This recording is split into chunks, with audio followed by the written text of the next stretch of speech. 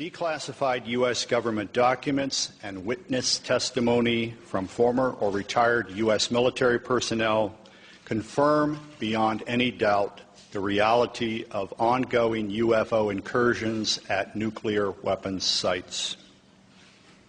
When I say UFO, the witnesses have described these craft as disc-shaped or cylindrical-shaped or spherical. These objects are capable of both hovering and high-velocity flight, usually completely silently. Over the past 37 years, I have personally located and interviewed more than 120 of these former or retired military personnel, all of whom report UFO incidents at one or more of the following locations: nuclear missile sites, nuclear weapons storage areas, and nuclear weapons test sites in Nevada and the Pacific during the era of atomic atmospheric testing. I believe, these gentlemen believe, that this planet is being visited by beings from another world who, for whatever reason, have taken an interest in the nuclear arms race which began at the end of World War II. Regarding the missile shutdown incidents, my opinion, their opinion, is that whoever are aboard these craft are sending a signal to both Washington and Moscow, among others, that we are playing with fire, that the possession and threatened use of nuclear weapons potentially threatens the human race and the integrity of the planetary environment. Good afternoon. My name is Robert Salas. In 1967, I was a first lieutenant stationed at Malmstrom Air Force Base, Montana. I was a missile launch officer, and on March 24th, 1967, I was on duty at what we called Oscar Flight.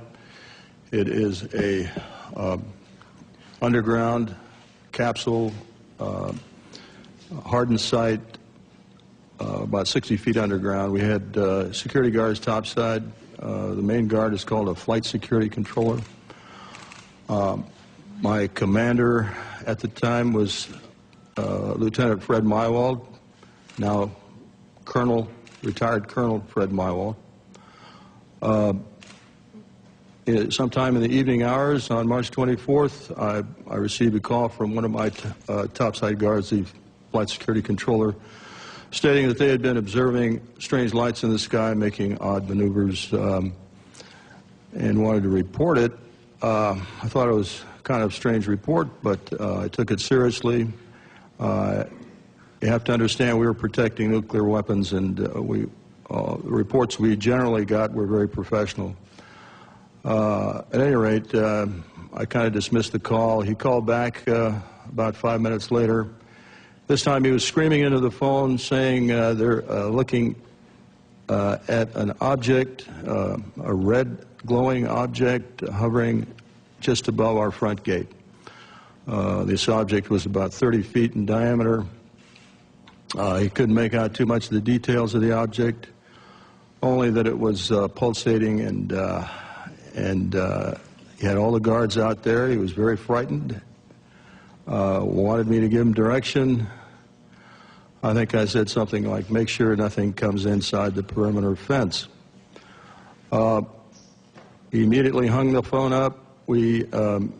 I went to wake my commander, Fred Mywald, who was taking a rest break, started to tell him about the phone call, and just as I told him, our missiles began going into what's called a no-go condition or unlaunchable. Essentially, they were disabled while this object was still hovering over our site, our launch control facility. At that point, we went through our procedures. He reported back to the command post the incident.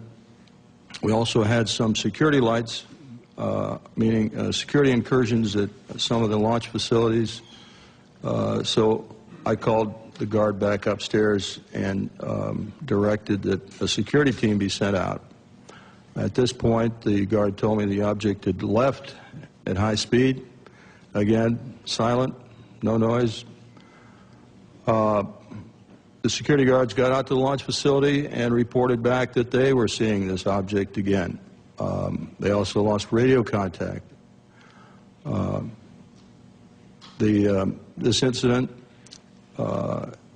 terminated at that point. We reset the security alarms, but the missiles themselves were still disabled.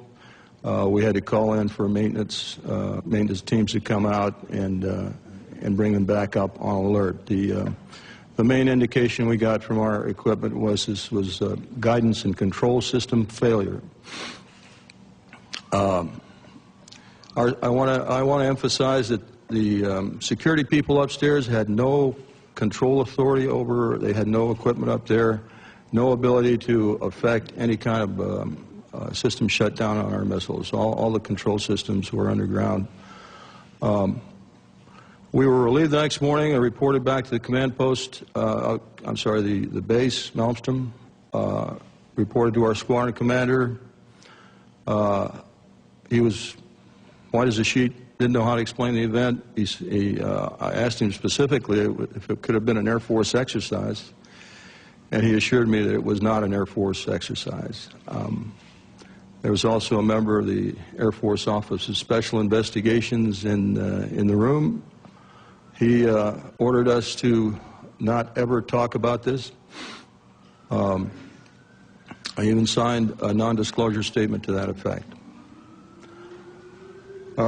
This was, and I didn't talk about it, until 1994. I was able to come across a little paragraph in a book called Above Top Secret by Timothy Good. And on page 301 of that book, there's a short paragraph about missiles being shut down while UFOs were overhead. At that point, with the help of Mr. James Klotz, my investigator, we requested the Air Force to send us documents about this shutdown, not mentioning the word UFO. We did get the Air Force to declassify what we'll call the Echo Flight incident. Let me back up a little bit. During the report to the command post, my commander, Fred Mywald, turned to me and said the same thing happened at another site. At the time, I thought he meant that evening, but it turns out the same thing had happened a week earlier at another site, and he was probably referring to the Echo Flight. At any rate, at that point, when we got the Echo Flight incident declassified, I felt I was able to come forward and start talking about it because I thought that's where I was. It wasn't until later I found out it was an Oscar flight, and I realized that not only our flight had gone down, 10 missiles, but the Echo Flight also went down about a week earlier on March 16th. We have extensive documentation on the Echo Flight incident that we received from the Air Force under Freedom of Information Act. We have the testimony of Walt Fiegel, who was the deputy missile crew commander at Echo Flight. I have a couple of letters from the commander, Eric Carlson. Colonel Mywald gave me a telephone interview about this in 1996, and I've got that on tape, and he's given me permission to use that. So we've got audio recordings of some of these witnesses. We've got written statements. We've got documentation from the Air Force. All of this supporting what I just told you.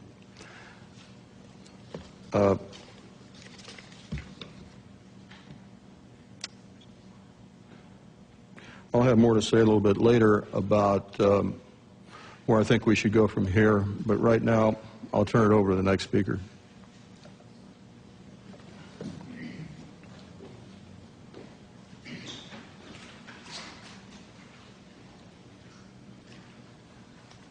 Good afternoon. My name is Dwayne Arneson. I'm going to give kind of an adjunct testimony to what Bob has already spoken about. After graduating from college with degrees in physics and math, I entered the Air Force, got a commission, and served 26 years as a communication electronics officer in positions all over the world, including Vietnam. My highest clearance held was top secret crypto special compartment information talent keyhole. For those that know clearances, you got to be almost squeaky clean to get that. Back in 1967, I was officer in charge of the communications center at the 28th Air Division in Great Falls, Montana. I was also the crypto custodian. I was a top secret control officer for the division, and I passed out nuclear launch authenticators. In March of that particular year, I can clearly recall a message coming through my communications center which basically said what Bob has already talked about, that a UFO did in fact shut down several missile silos in Montana. Not being a missile type, I didn't know Oscar flight from Echo flight, so I couldn't relate to any of those details. But the fact was that missiles were shut down by them.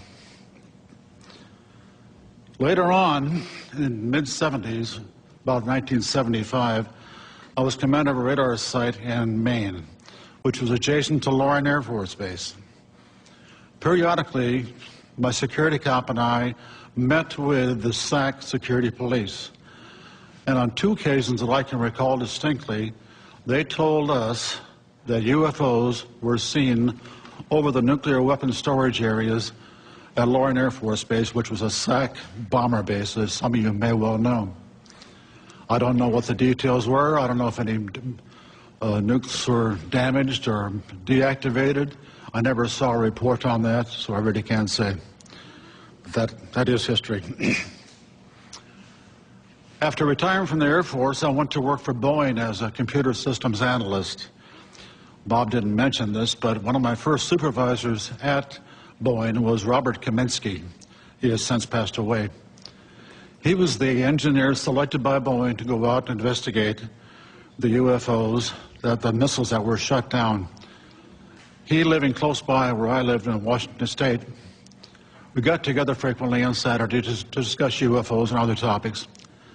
And he says, Arnie, those things were perfectly clean, and they did not go down by themselves. He then went on to say that halfway through the investigation, the Air Force sent Boeing a message which said, stop the investigation and do not, repeat, do not send us a report. He told me that personally on 2 or 3 different occasions, and no hesitation at all. In conclusion, I've studied UFOs for over 60 years, believe it or not, and I am convinced that somebody out there is trying to send us a message. If I knew who they were, I probably would not be here. Thanks for your time.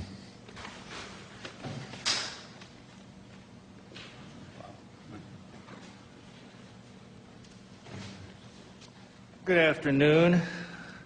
My name is Robert Jameson. Between January 1965 and October of 1967, I was stationed at Malmstrom Air Force Base as a combat missile targeting team commander.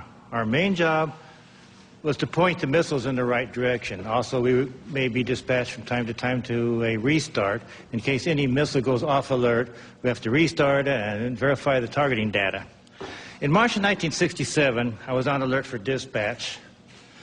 And that evening, I got a call from Job Control saying, a missile going down in Oscar flight, go out and restart it, which was nothing unusual up to this point. I called my team, then I went down into the hangar.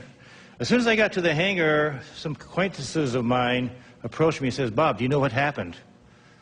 No, I don't know what happened. And he says, well, a missile, a UFO, was sighted over Lewistown, Montana, actually over Roy, Montana. Lewistown's the nearest town of any significance. But over the Roy, Montana, which is the center of Oscar flight. And when that UFO, at the same time that UFO was over there, all of Oscar flight went down. Well, that was highly unusual. I went to Job Control to verify it, and yes, they confirmed it. And I was looking at the status board they have, where they have a map of the whole wing. I noticed everything was green. All the lights, they have lights for the missile sites. All the lights were green, except one corner in the upper right-hand corner was all red. All of Oscar flight was down. I mentioned to them that doesn't happen He says, well, it happened once before, about a week before. A UFO was sighted over Echo Flight. About the same time, all missiles in Echo Flight went down. He says, other than that and this is it. It's never have happened before. Personally, I'm never aware of any 2 missiles going down at the same time, let alone 10. I also learned, the people in job control was telling me, that earlier that day, a UFO was sighted over Belt, Montana, another town in Montana, small town east of Malmstrom. And it went into a canyon. And immediately they notified the Air Force. We sent a team out there to investigate it, and sure enough, there was a UFO apparently at the bottom of that canyon. Job control told me, go over to the emergency command post they have set up in the colonel's briefing room. I had access to that location. I went over there.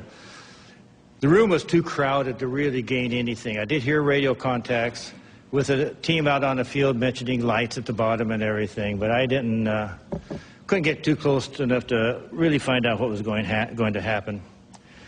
I left the room and started wandering around getting my team ready. Went into debriefing. We always go, before a job, we go to a debriefing. Here's where they give us information such as road conditions and weather conditions, things we might expect out in the field. So I went over there, and they went through the normal debriefing, and then they said to me, now I want you to go to another table at the other end of the briefing room for a special briefing. I went over there, and another NCO approached me. I knew him because he sometimes was our debriefer or briefer. And he says, look, we have a problem. We have UFOs in the area. They've been messing with our missile sites. There are certain procedures we want you to do if you should see one out in the field. And he proceeded to tell me what to do. If we're out on the road, we see a UFO, we do not go to the launcher, but instead to the nearest launch control facility. Also, we call job control and let them know what we're doing. If we're at a site and we're penetrating, then we have to stop what we're doing, remove ourselves from the site, call job control. We'll have radio contact with all these. Call the job control and wait for further instructions. Now, if we're at the site and we're doing our work, I have to take myself, my team, and the targeting tapes, go into the launcher, close the personnel hatch. Now, all the teams, before you go out into the field, will take with us an armed guard. That's just normal.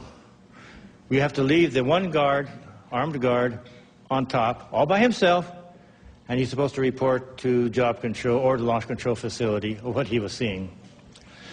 And I says, okay, but then he says, one other thing, don't leave yet. We're going to hold everybody back until we're sure that all the activity out in the field has ceased, at least for the time being. So I waited around about an hour and a half. He was all ready to go. Then they contacted me and says, okay, you can go now. So I went with my team. We went out to the field.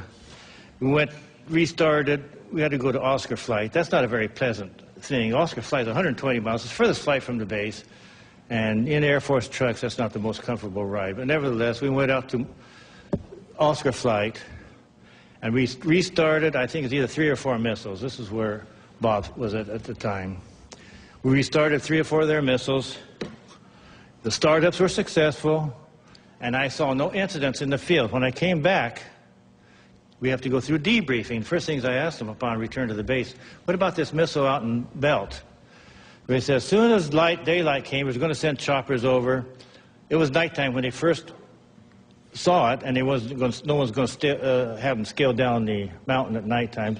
So they were going to send some choppers down and scale the mountain, scale the canyon daylight time. But as soon as daylight time came up, this thing shot up right through everything and just disappeared, more or less. So that was that. Now, also, about a week later, I also heard that a UFO was sighted over India Flight, and there was a partial shutdown. I think 4 or 5 missiles was shut down at India Flight with a UFO overhead, not the whole flight. And I had to go out and restart at least 2 of them. And then the rest of my time at Montana, I was involved in no more further UFO incidents. Nothing else happened. And then I went on elsewhere. Thank you.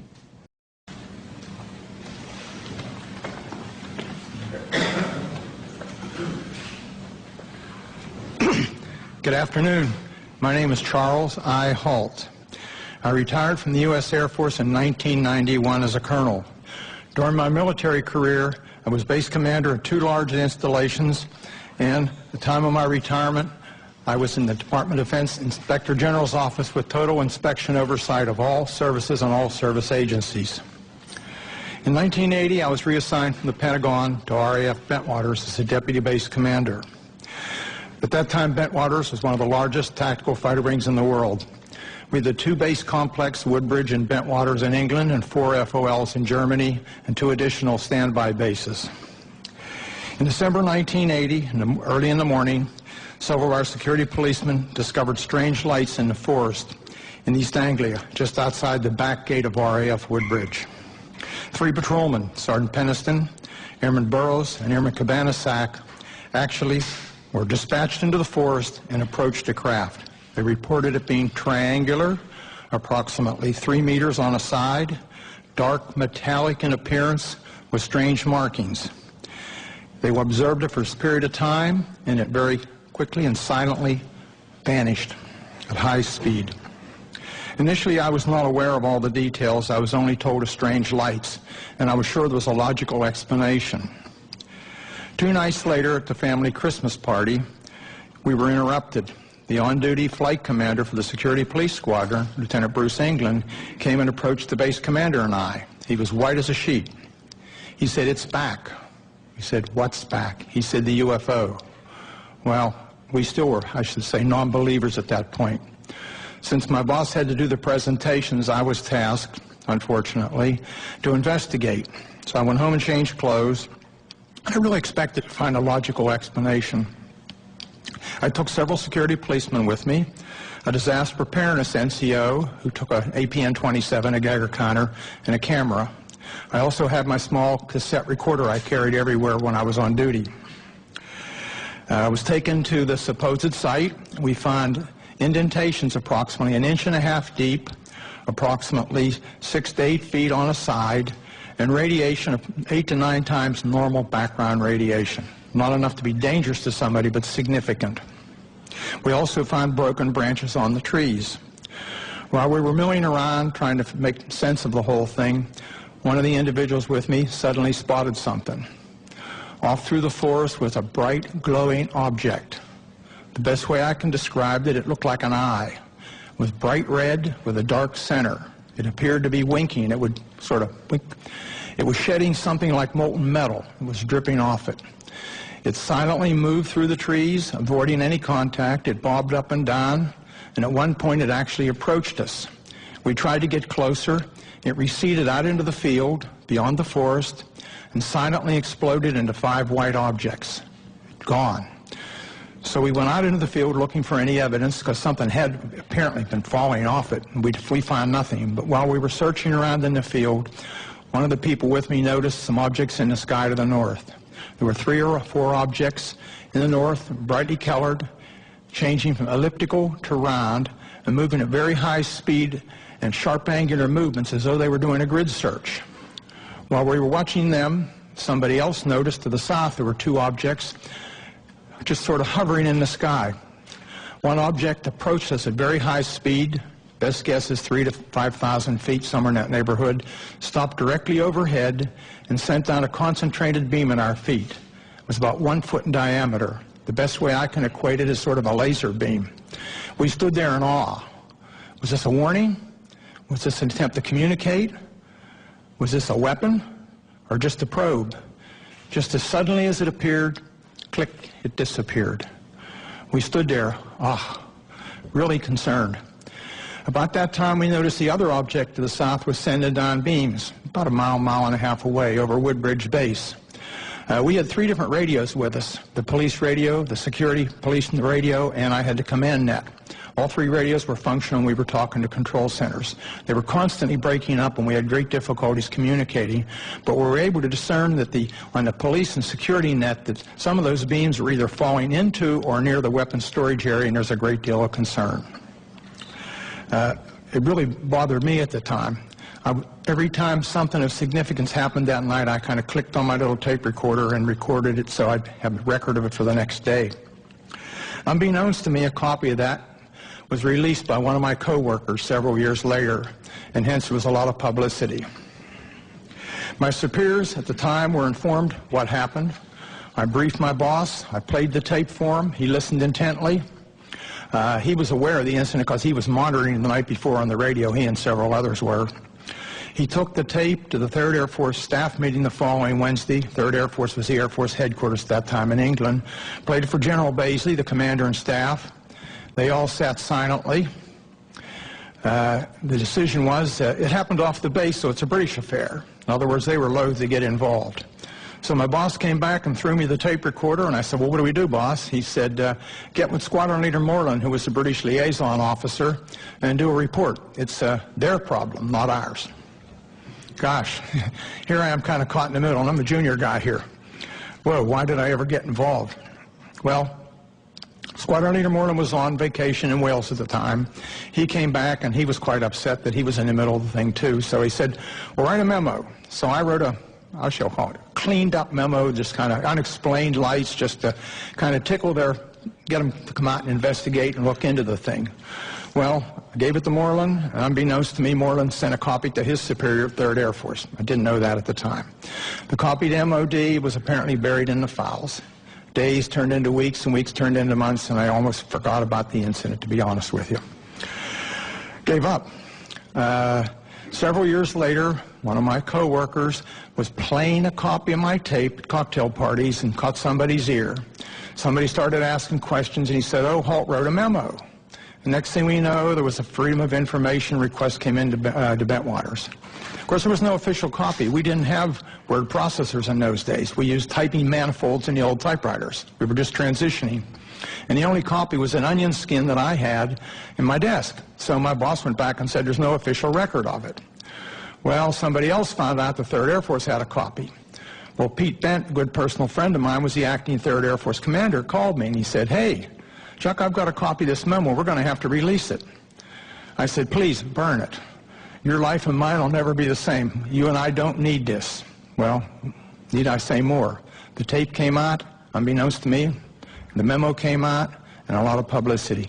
But the event certainly happened. Now, some things have happened since then. I was very innocent at the time and believed what I was told. I asked the OSI if they had an interest, and I was told, oh, no, not at all. Wrong. I found out later that the airmen were, how shall I say, pretty harshly interrogated that were involved. I have never been debriefed. I also found out later that the tower operator, both the tower operators at Bentwaters saw an object and picked it up on their Bright 2 radar and watched it. I found out that the tower operator in the weapons storage area actually saw something, as did a comm man who was working there and saw it go down into the forest near us. And also several other people around the base saw it. It's kind of interesting. What did we see? I have no idea what we saw that night. I do know it was under intelligent control, and in my personal opinion, it was either from another dimension or extraterrestrial.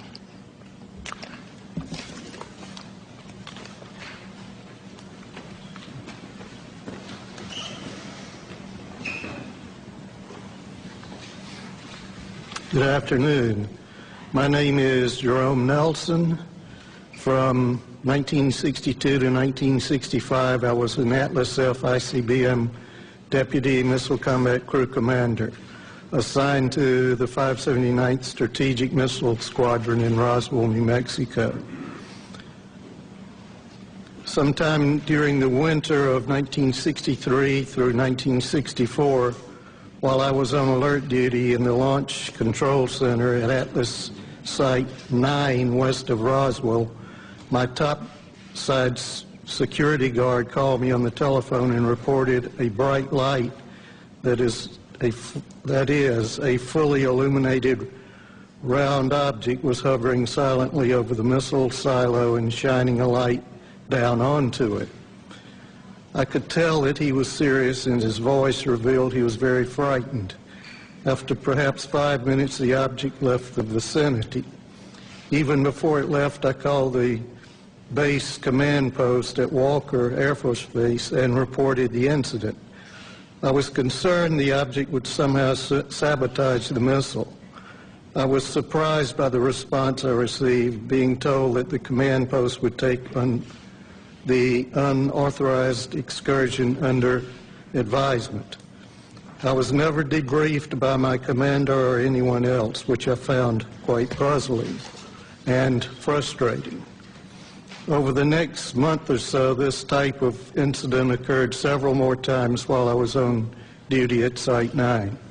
I would estimate the total number as more than 3, but fewer than 10.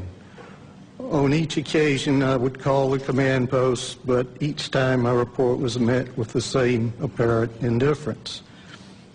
During each of these incidents I witnessed, the guard would call the Launch Control Center and report the UFO. Several guards were involved over time and were all obviously frightened by the object hovering over the site. Their voices were actually trembling. Because of my duties in the Launch Control Center, I could not go topside and look at the objects myself. Only decades later did I learn that at least one missile facility technician, Bob Kaplan, had been ordered to report to the Office of Special Investigations on base and make a report about a similar incident he had witnessed at Site 9 during the period. At the time, this development was kept from me and my missile commander. I do not know whether anyone else was interviewed by the OSI, but I wasn't. That's my report.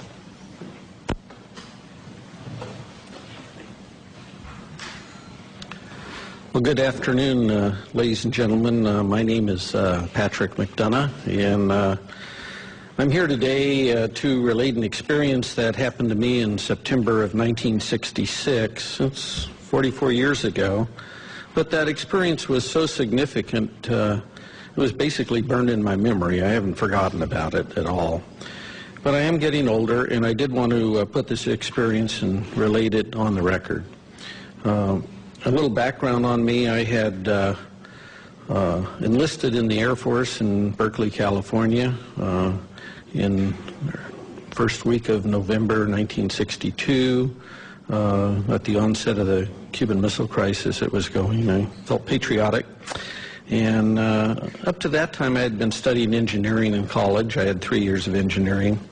And the Air Force, considering my background, trained me to be a geodetic surveyor.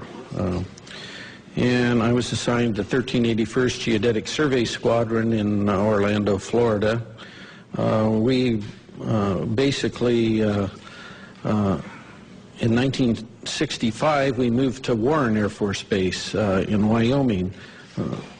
On average, I would spend 9-10 months a year on temporary duty, surveying for latitude and longitude at our missile sites and aircraft bases for positioning missile and aircraft guidance systems.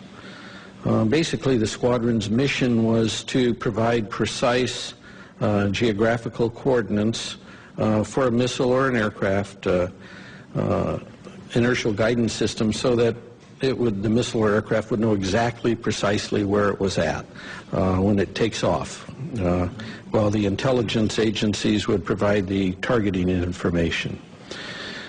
In early September of 1966, myself and 2 other airmen, Airman First Class Al Kramer and Airman Third Class Charlie Coates, we were temporarily assigned to Malmstrom Air Force Base, and were ordered to provide or perform the initial geodetic surveys for the last 50 missile sites there. There already was 150 Minuteman I sites, and we were putting in the last 50 for the wing.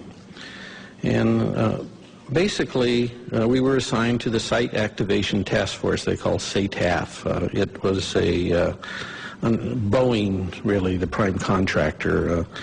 We were given a government truck, no radio, anything in it. I was the chief of party. I was the observer on our small 3-man team. Al was the recorder. Charlie was, we were trying to train him both in observing and recording. We normally would arrive at a missile site at about in early evening. We'd set up our instruments, and basically what I was doing was the star observation to provide precise latitude and longitude. On the night of this incident that happened, we were completing a series of what we call celestial astro-azimuth observations southeast of Conrad. And I was doing the observing, Al was recording, and Charlie was assisting Al with the chronometer on the time hacks as I tipped on Polaris. The unusual thing about this missile site I was at was that the blast hatch of the silo was open. And that was very unusual. Normally when I'd go to these missile sites, even though they were not activated yet with a missile, they were always closed. The monoliths were there. We do 4 monoliths and do a precise quadrangle. And the work we did was very precise. It involved a lot of, it was basically all using star shots. And so here's a site that we arrive at, and the blast hatch is open.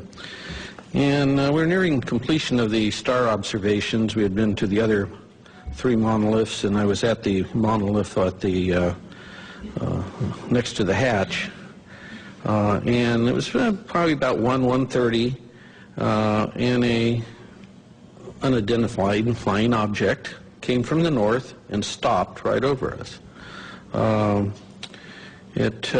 would say it was probably about altitude of 300 feet or so, maybe a little higher. It's a little hard to tell in the dark. It was round. It had, I would estimate its diameter at about 50 feet, kind of like a pretty large, you know, like a wingspan of a B-52, something in that range. It's pretty large. It seemed to have pulsating lights going around it, and it had a white light from the center looking down into the silo. There was no wind, there was no noise. Still only stayed there maybe 20, 30 seconds at most. And then I just remember, I'm staring up at the stars, right? I'm a pretty keen observer of what's above me here in the celestial sphere up there. And I just said to myself, what if this thing beams us up and takes us off to some distant place and never return to Earth again? I mean, this is going through my head here while this thing's above me. And then from this dead stop, it shoots off to the east, just like now you see it, now you don't. It just, whew. So after this UFO departs, I grabbed my instrument and jumped in the truck behind the steering wheel, and off we went. And we weren't about to be there if it came back. We didn't have guards with us because there was no missile. We didn't have a radio because we're not really in contact with the Air Force Base. I don't know any of this other stuff is even going on, to be honest with you. I mean, we're just kind of out there on our own doing these sites and mailing our material back. It was wasn't even aware there was a UFO problem per se. But as it turned out, the night's events weren't totally over with us at that point. As we sped away and on our way back to Conrad, and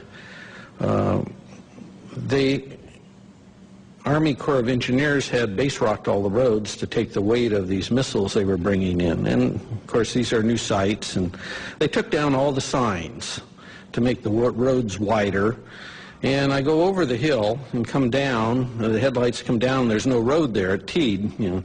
And so I tried to make you either went to the right or left. I tried to go to the left towards Conrad, and the truck flipped over, and we ended up upside down.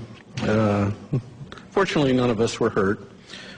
We walked probably about 2 hours to the nearby farmhouse, if you call that nearby, and called the Montana Highway Patrol, the farmer drove us back to the accident site, and it was interesting when the highway patrolman arrived, because we told him, you know, how did this occur? He was asking us, and I told him that his dispatch had told him there had been over 20 reports to his office that night in reporting a UFO in the area.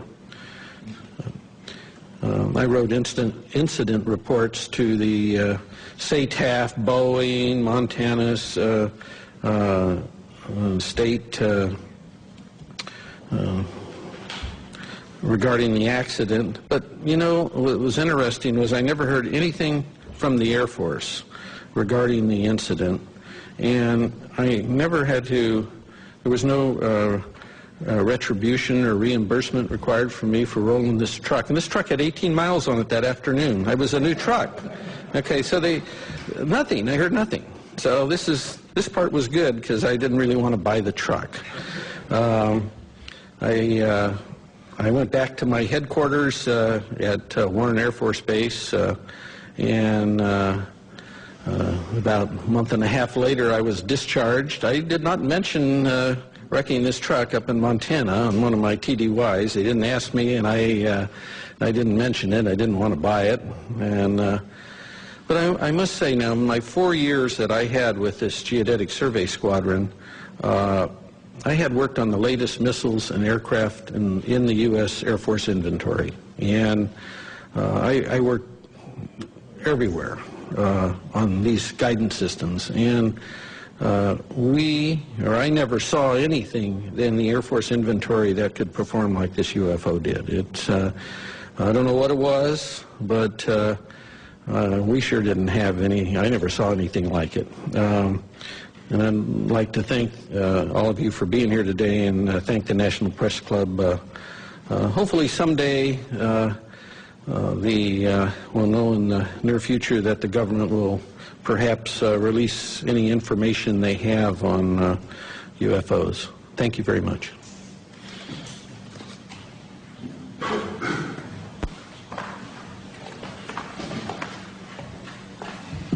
Hello, everybody. I'm Bruce Fenstermacher. I don't have any exciting stories like rolling a truck with 18 miles on it. From 1974 to 1976, I was a combat crew commander and a captain in the Air Force, stationed at F.E. Warren Air Force Base at the 400th SMS and assigned to Romeo Flight. In the fall of 76, my deputy, who I'll call Sam because he's not given me permission to release his name, we were on alert, trying to stay awake. We were listening to the conversation between the flight security controller of the topside NCO and the strategic alert team, the security alert team, the SATs. That was one way to stay alert, because the SAC duty is moments of terror with hours of boredom. And suddenly we heard the FSC call the SAT team and say, stop the vehicle. Get out of the vehicle and look around. I didn't tell them where to look or anything. And Sam and I looked at each other, and then said, what do you see? And he said, oh, I don't see anything. I don't see anything. Holy bleep. I do see a white pulsating light in the sky. It's maybe 7 or 8 miles away. The FSC asked where it was. He said it's to the north. He said it's pretty close to where the launch control facility is. So my deputy and I did a double take. We called upstairs, and we said, what's going on? He said, you're not going to believe this, Captain, but right above us, there's a huge white thing, pulsating light above us, and I had to call them to make sure I wasn't seeing anything. Upon prodding, he told us it was shaped like a fat cigar. I think he said a pregnant cigar. White pulsating light. Between the pulsations, he saw red and blue lights. It was silent, because I prodded him saying, is it some sort of helicopter? He said, no, it's very silent. We're talking to him for several minutes, and he says it's starting to move away along our access road. So we hung up. My deputy and I are saying, what do? We got to report this. He calls down, the FSC calls down shortly and says it's over one of our launch facilities, the missile silos, and it was the closest one along the access road. So I ordered the SAT team to go to that site. And they called in through the FSC, so they had to go back for batteries. And they were a little slow getting out, so I was kind of ordering them, come on, get on, get going. And at the same time, we contacted SAC command post at FE Warren. And the NCO answered, and we told him the story, and he laughed and said, when it eats the SAT team, call me back. So the SAT team never got to that LF. It silently moved again to another launch facility. We called the SAT team 3 or 4 times. I'm sorry, we called command post 3 or 4 times. The last time, and we got the same nonchalant attitude. The last time I said, are you logging this? And they said no. So I said, give me the officer in charge. And he said, well, he's busy. I said, well, either give me the officer in charge or I'm going to wake up the base commander, the squadron commander, because there's something going on, something's messing with my LFs. They were mine for that period. So the officer came on, and I said, you need to log this or I'll wake everybody up. He said he would. He called us, his NCO, a different NCO called us back a few minutes later, took the log of what had happened in a timely sequence. So it went to another LF. The SAT team had to come back for gas. Then it said it had car trouble. It could only go 5 miles an hour. So long story short, after several, about an hour and a half, the flight security controller said he could see it over another launch facility still down the road. And then he said it suddenly and silently just went away up to a star size and then disappeared.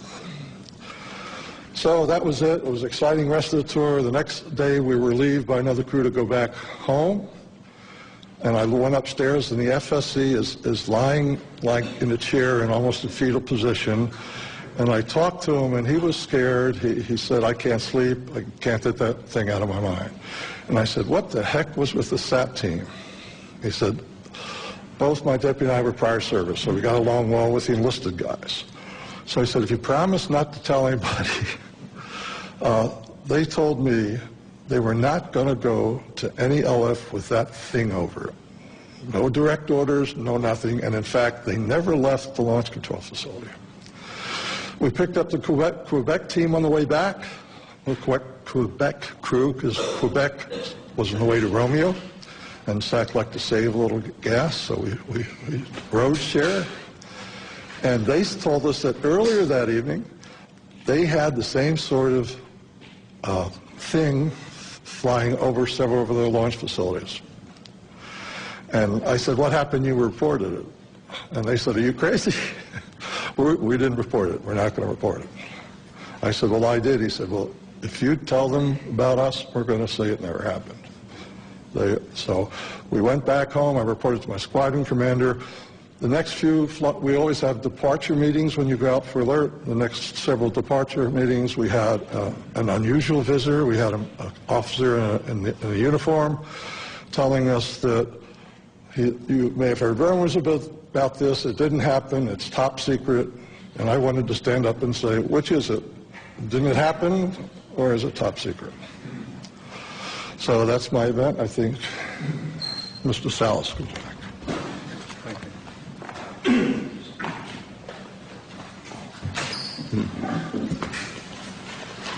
What you have heard here today is evidence of a phenomenon. It sounds fantastic, and it is fantastic. We presented this evidence in the public interest of open government. Our signatures on affidavits in the press kit that you have attest to the truth of our statements. Our evidence is now public domain. The real question is, what is the public going to do with it, this testimony? It has been a general practice of the media to scoff at these kinds of stories, make light of such testimony. We can only ask that you take the time to give some serious consideration not only to our statements, but to the statements of other witnesses out there who have similar incidents. There is also documentary evidence that helps support what we have said. We hope you will take the time to at least take a look at those, research this a little bit, And if you do, I think you'll come to the same conclusions that we have. That is that the UFO phenomenon is real, not imaginary. There's current excessive secrecy in our government surrounding this phenomenon. Unknown aerial objects have in fact been observed over many of our nuclear weapons bases and other nuclear facilities, and in some cases the appearance of these objects coincided with compromising the operational readiness of our nuclear weapons. Although each of us might have different opinions about the meaning and intent of these incidents, I think we can all agree that the tampering with nuclear weapons is a national security concern. This is Air Force official policy on UFOs. This is dated 2005, but I believe it is current policy. I'll just read one part of it. It says, no UFO reported, investigated, and evaluated by the Air Force was ever an indication of threat to our national security. That is clearly misleading. It is false based on our testimonies. This statement, the decision to discontinue UFO investigations, was based on an evaluation report prepared by the University of Colorado in 1969. I believe this was the infamous Condon Committee study. There was substantial evidence to show that study was superficial and biased. In particular, the Echo and Oscar incidents I spoke about were never investigated by the Condon Committee, even though their principal investigator was well aware of these incidents. Obviously, the testimony given here today conflicts directly with that Air Force policy statement. We ask that our government answer to the public about the obvious discrepancy between our testimony and that of the current statement. Indeed, we demand an answer based on the foundation of our democracy that says, and I want to paraphrase Franklin Delano Roosevelt, President Roosevelt, the people should be strong enough and well enough informed to maintain the sovereign control over its government. Finally, I want to say, I think I speak for every one of us here, I have the utmost respect for all the men and women in the U.S. Air Force. I graduated from the Air Force Academy. I thoroughly enjoyed being a part of the Air Force, and I was honored to serve my country in that way. Our disagreement and challenge to the Air Force has nothing to do with the people of the Air Force. It has to do with official Air Force policy. And I think they are deliberately withholding the facts, not just in what you've heard here, but continuously since 1969. And by doing so, they're not allowing the people of this country to engage in the decisions regarding events that are clearly national security issues and concern to all of us. We're simply asking for the truth. Thank you for your attention. At this time, we're going to take questions. Mr. Hastings will take it from here. If you would go to the microphone over here and tell us what media you represent. Thank you. When you ask a question, I would ask first that you identify yourself and your organization, and then direct your question perhaps to a specific individual. That person will have to find his way to the mic, so there will be a bit of delay. Yes. Pat McCune, the Daily Trojan, University of Southern California. We just did a big event here, and LucasArts, Mr. George Lucas himself. I wanted to commend all of you. You guys are soft-spoken, but you carry a big stick, and that's exactly the way to approach this issue. I remember when UFOs first got going, it was like a laughing matter until they started revealing themselves in the deserts, Arizona, Colorado, and so forth and so on. I'm standing up here not only because if I'm a resource to anybody, if LucasArts is, please let me know, and I'm glad to do whatever I can to help you. As well, I wanted to point out that my friend Charles Stone back here is something of a real authority on UFOs. He does quite extensive work on websites and all, and is a real authority if you need some questions answered. That's it. Hello, Jeff Schogel with Stars and Stripes. Two quick questions. Mr. Hastings, you had mentioned that this is an ongoing phenomenon. Is there an incident later than 1980 that you are aware of? And then also, are there any testimonies here today that are new that have not yet been documented or been in the public domain? This is a cross-section of the witnesses who've come forward. The latest incident involving nuclear missiles was at Malmstrom Air Force Base in 2007. However, the person is still active duty Air Force. I'm not going to elaborate on that until that person is separated from the Air Force. Another incident occurred at the Nellis Air Force Base, Nevada, Area 2 weapons storage area. A series of incidents, the latest being in April of 2003, in which there were unidentified aerial objects maneuvering near the weapons bunkers at that facility. More recently, civilian sighting reports in Orange County, California, at the Seal Beach Naval Weapons Station, a series of bunkers, again, containing nuclear weapons. There were local media reports of multiple sightings in March of 2009 near this weapons storage facility. This is ongoing. This is the tip of the iceberg.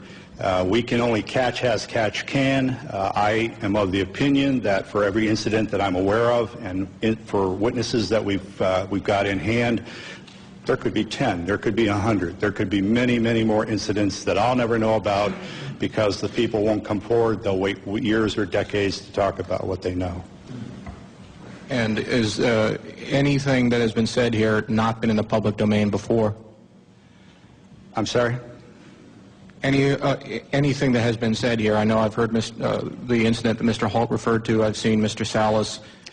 Is there anything here? The other people that you've heard here today, I reckon you have not heard about. The testimony of the majority of these people have not hit the national airwaves, so to speak, or the national media. There have been websites, I've written articles and so on, but the majority of these witnesses have not received national or international exposure. I think if we could maybe limit one question per person so we can get everybody accommodated. Yes. Gentlemen, Stephen Smith, KSHE Radio, St. Louis. I commend you all for being here. What an incredible panel. And Robert, you and I have always spoken over the phone. I'm still editing the book. I was at Naval Headquarters in Communications during the Carter administration. And I can affirm what you're all saying. This phenomena is incredibly real. And one day, a gentleman came into our comm station, came up to me, I had never seen him before in my life, and said, "Do you know that we have aliens on ice?" And I was just taken back and speechless. I didn't pursue with any questioning.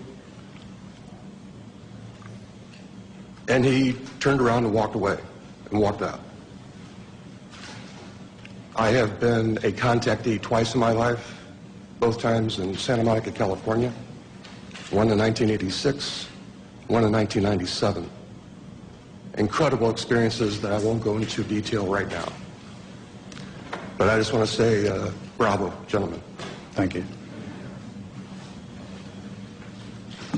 Spencer Ackerman with Wired. Mr. Hastings, could you elaborate on why you've speculated that the unidentified flying objects that all of you have described possessed the agenda of trying to tell us to turn away from our path of use of nuclear weapons?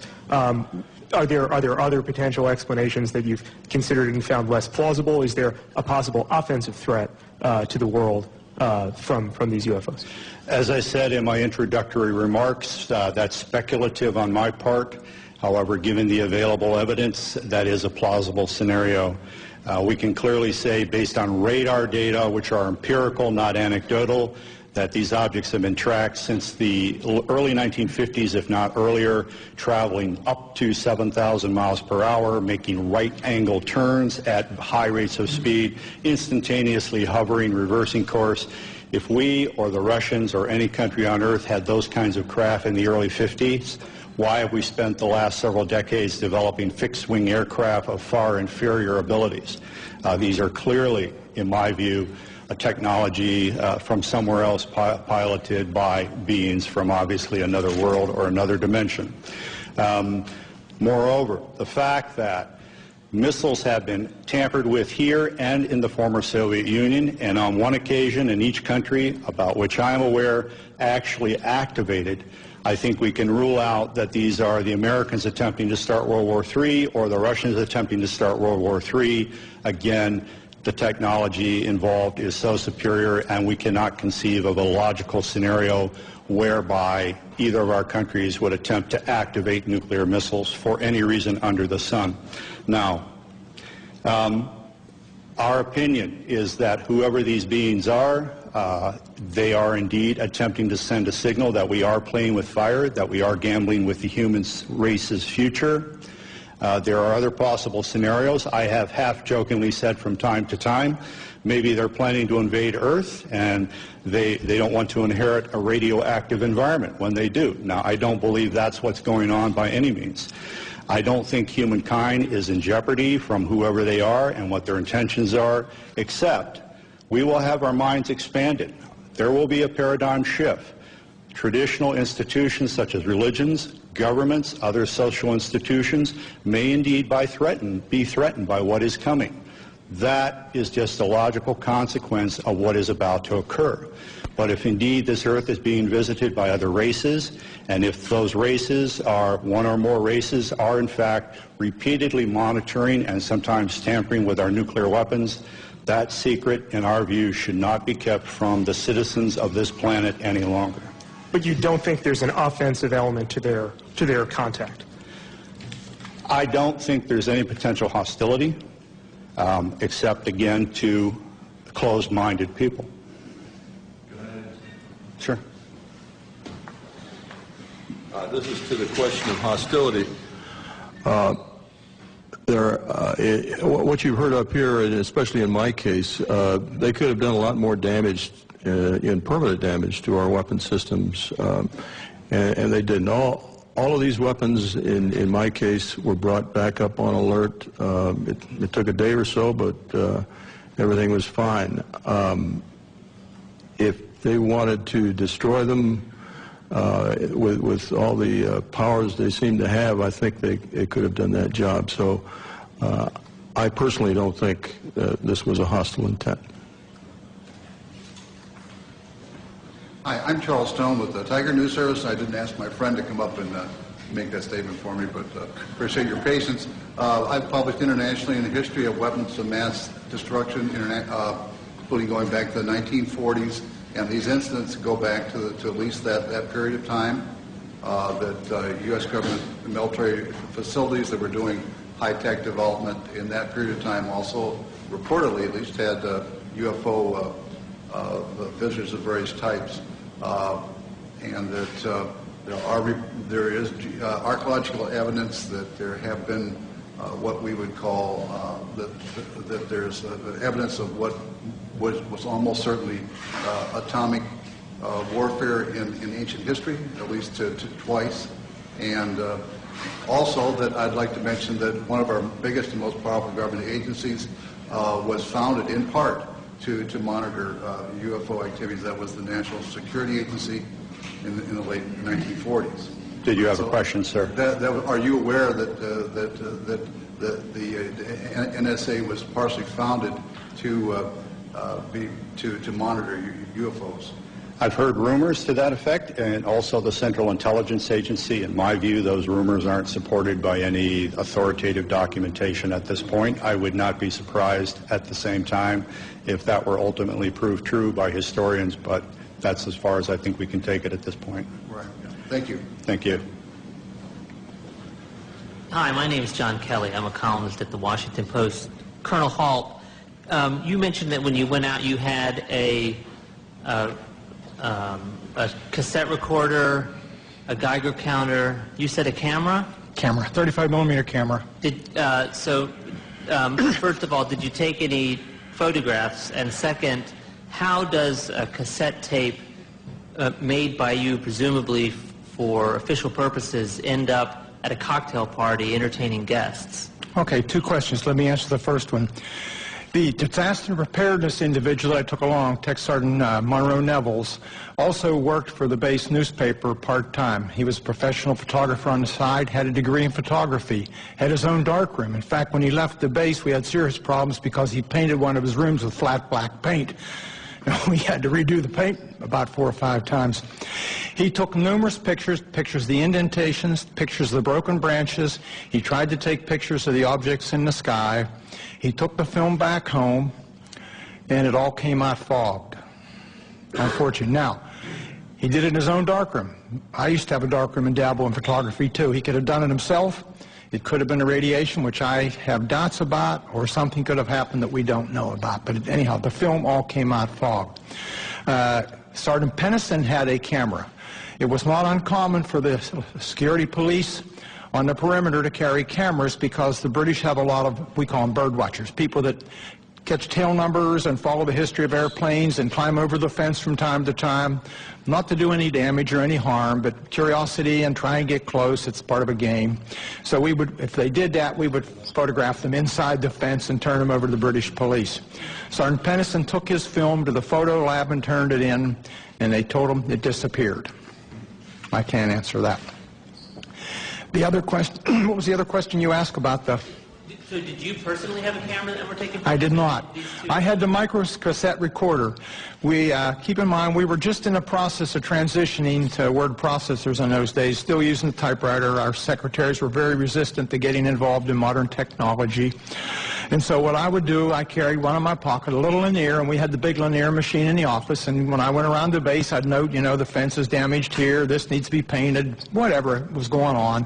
And I'd come back and give her the tape, and she'd type it up for the staff meeting the following week. So I just thought, well, I'll take the tape recorder along because I don't want to take notes. It's cold and windy, dark. So I took my tape recorder along. It was a little microcassette one, little tiny ones. I still have it, by the way.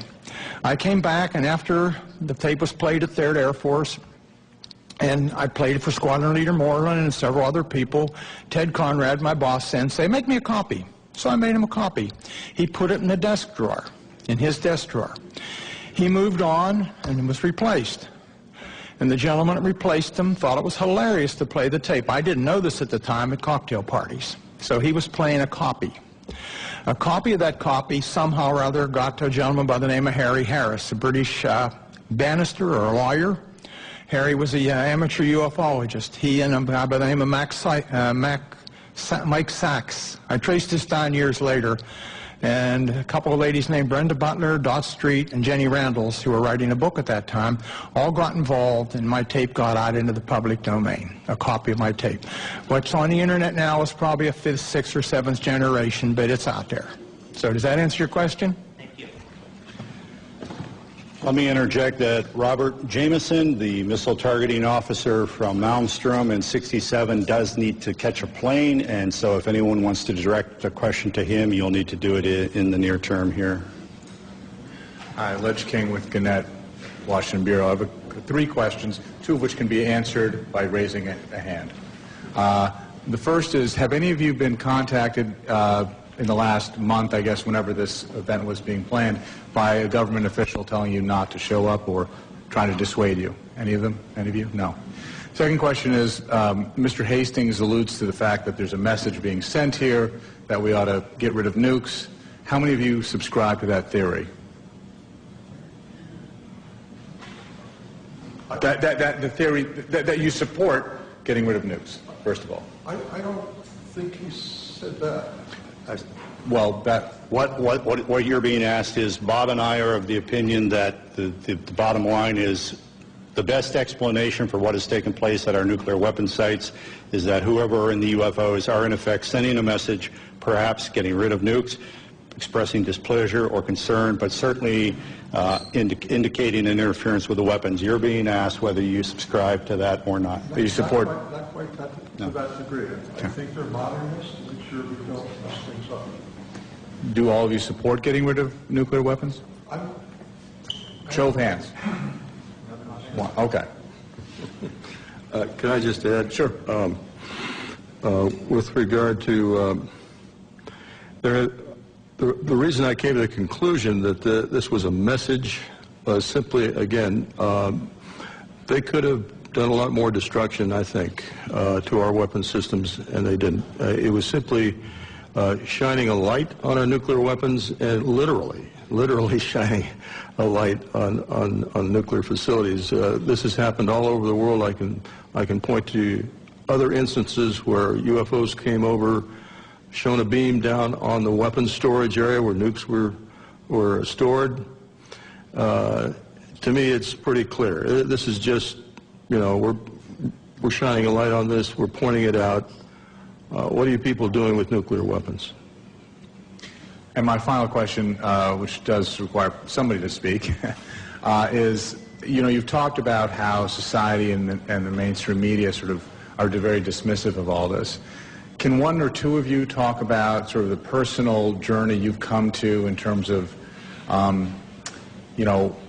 approaching family or friends or others about this when people may think it's kooky to talk about this? Can one or two of you talk about how, was it difficult? How difficult was it? That sort of thing. Thank you.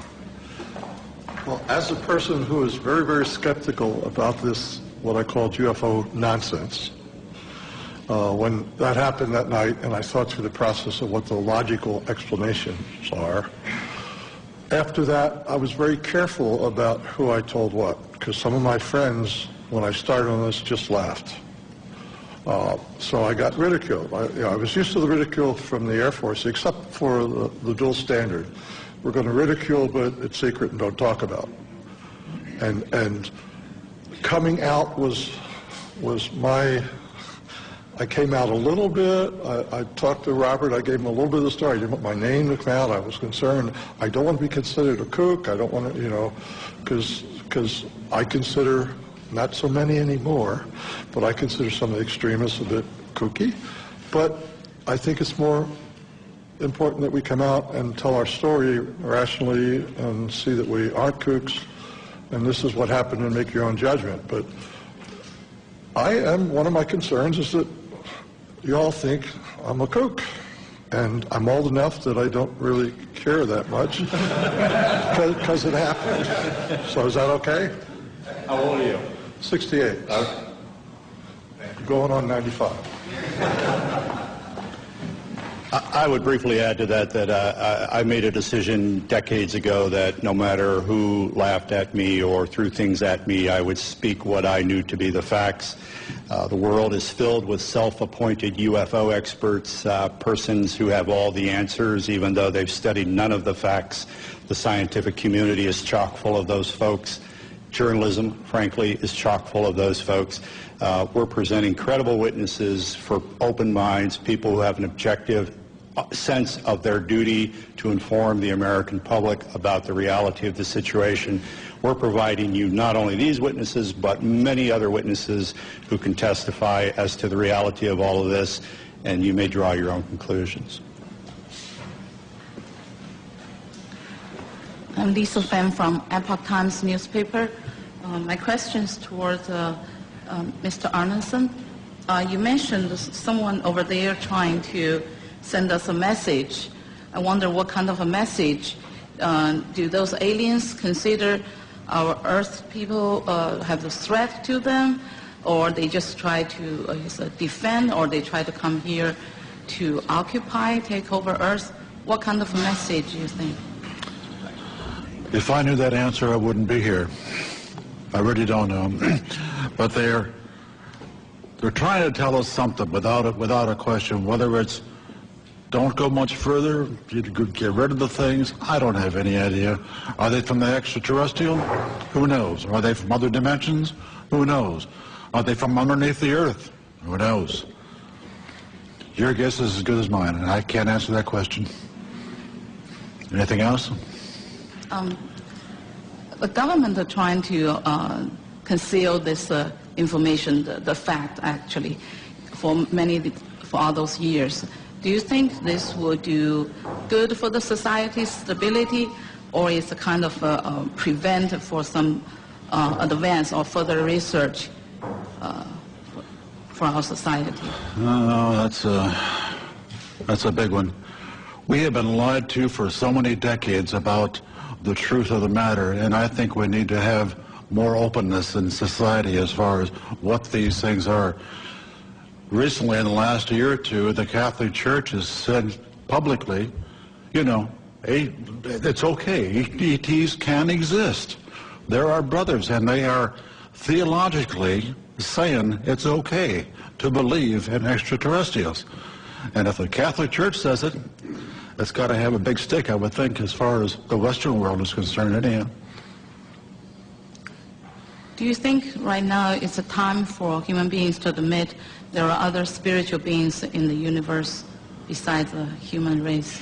Oh yeah, I think that's the thing is, people are so wrapped up nowadays in their own world. They're worried about jobs, they're worried about mortgages. They could care less about UFOs and ETs and paranormal events and whatnot. That isn't even on their radar scope. Unfortunately, that's...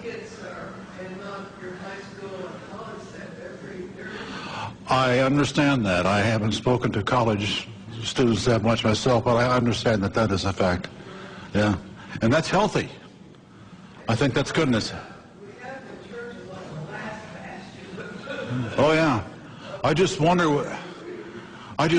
what's in the archives in the Vatican as far as UFOs and things like that are concerned. If that could be released, wow, I bet it would blow the socks off a lot of people. That'd be interesting. Okay. Let me. You asked what would the potential changes be for society? Would this be good? Let me briefly summarize and say, in 1975, a former CIA official, Victor Marchetti, wrote a best-selling book called The CIA and Cult of Intelligence.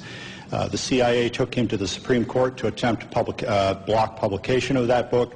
Ultimately, a redacted version of it was released. It was the first book in American history to be censored by the U.S. government.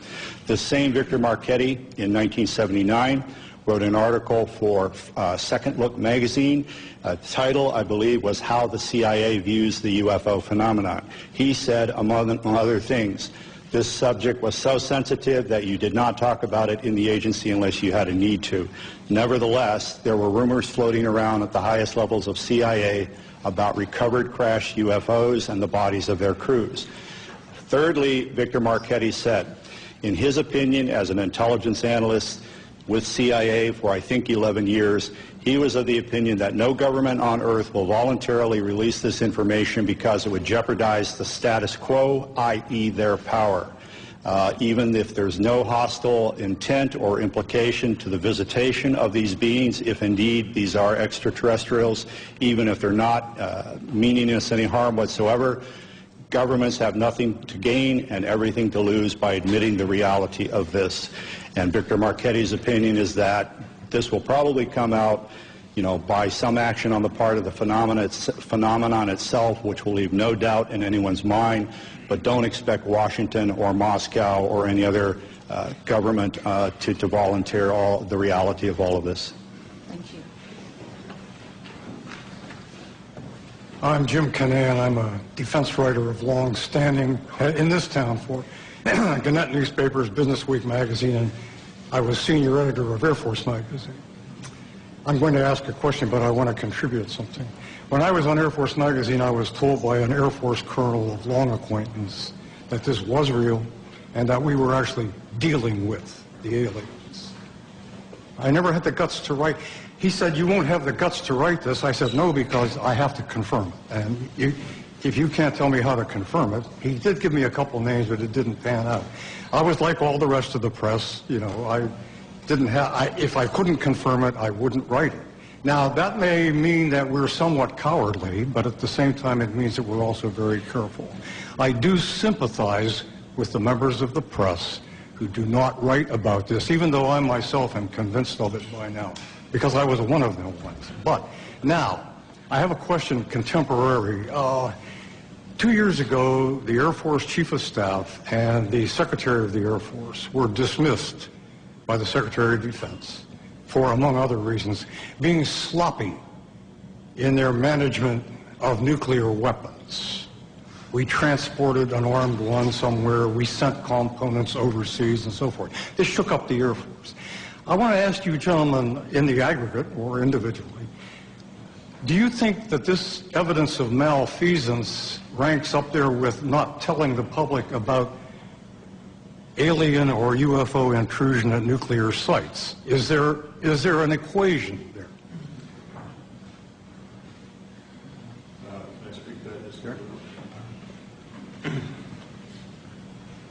I don't know about ranking, but it points out the dangers of nuclear weapons. The fact that these accidents have occurred, serious accidents with nuclear weapons, and it just points out how dangerous it is that we have them. I don't know how to compare that with the cover-up. I have done an analysis of the cover-up, and I'd be glad to give it to any of you guys that are interested. But I think it's related in the fact that the cover-up of the fact that the UFOs did intercede with our nuclear weapons is extremely important. May I add something? This Air Force colonel who talked to me about all this, he did so in result of my questioning about it after a Japan Airlines freighter over Alaska was trailed by a UFO in 1987. I called all over, Elmendorf, FAA, the Pentagon. And then I was approached by this colonel whom I had known, who said, I understand you are interested in UFOs. And I said, yeah, you know. Well, I have something to tell you. And since he had known me a long time, that's why he got into this. It had no great enterprise on my part, and I still don't know what to believe. But would you comment on... He also said, though, that we have a lot of misconceptions about what they are here for. He said they basically don't give a damn. They don't care what we do. They're here for their own purposes. And that any notion that they should land and say, take us to your leader, boggles the imagination because they don't care about that kind of thing. And I said, well, do you have any idea why they are here? He said, no. And he didn't think anybody else in the Air Force or anywhere else did either. How does that... Let me interject. Regarding the November 87 radar tracking incident that you alluded to, right, and in recent years, you may know that the number 5 guy in the echelon at FAA, John Callahan, right, has gone public and said that shortly after that happened, CIA agent, 2 agents, I believe, and some other government types convened a meeting at FAA headquarters and said we want all the radar tapes, all the voice tapes, and this never happened. I wasn't here. John Callahan said, how come we can't tell the people about this? According to this FAA administrator, the CIA agent said the people would panic, the public would panic. John Callahan, to his immense credit, kept some of the data down in his office. The CIA agent said, give me all of this. He gave him everything that was on the table, didn't tell him about what was downstairs. And when he left the agency, John Callahan released that to the public. So CIA is still quite involved in all of this. Leslie Kane's great book includes that again. I think regarding... well, to follow up on the other part of your question about, what are they up to, why are they here, and so on, no one knows. Maybe the people at the CIA and the Pentagon and the Kremlin don't even know. However, these very simplistic scenarios of if they're real and they're here, why don't they land on the White House lawn? Well, if they're anthropologists and this is a classroom experiment, you don't interject yourself into the experiment, you observe. Or an alternate scenario, if this backwards planet is on the verge of a nuclear holocaust, maybe on a limited basis you intervene in a way that the Pentagon knows what's going on, the Kremlin knows what's going on, except for troublemakers like us, the public at large in neither country does not know what's going on. So in effect, you send a signal, in my opinion, to governments about nuclear weapons without alarming the general populace. The late Dr. J. Allen Hynek, who was a UFO skeptic, he worked for Project Blue Book for so many years, he eventually believed, I've been wrong, science has been wrong, these are real, and we should check into it. When asked why, the aliens, if that's who they are, do not visit us. He said, you know, a zoo is a nice place to visit, but you don't communicate with the lizards. So, you know, there's any number of plausible scenarios to explain why we have not had open contact. I am of the opinion that whoever they are have enough sense to know that if they interject themselves into our reality in one fell swoop, there could be very dire repercussions. Whereas, on the other hand, if they engage in an on-again, off-again cat-and-mouse behavior that allows a slow psychological conditioning of humankind to the reality and the presence of themselves, then when open contact, if that indeed is in the cards, occurs, there will be far less trauma. Thank you. I wasn't meaning to contest your point of view, by the way, merely pointing out what I had heard. It's all right. Michael Rank from Lancaster County. Al and I came down this afternoon, and we were talking about the fact that we are now able to combine human and non-human genetic materials by our medical sciences. And I don't know whether any of you have had a chance to read Professor Jacobs' book, The Threat. He's a tenured professor at Temple University, and he has been doing regression therapy with abductees for years, and he has quite a body of knowledge there. One of my reasons for asking this is, being an old district attorney, the definition of murder is the unlawful killing of another human being, but nowhere does it say, does it have to be 100% human? Can it be 1% human? I'm waiting for somebody to play that card. I'm out of the business now, but that might be fun. The other issue is the toadies in government who are following their orders to lose the files in Freedom of Information Acts, I think might take a totally different view as to their attempt to preserve their jobs if they realize that there might be an argument made that there's a First Amendment violation by suppressing the truth about these things that have been found and seen and so forth. The suppression works to favor certain religions versus other religions. Thank you. Anyone else?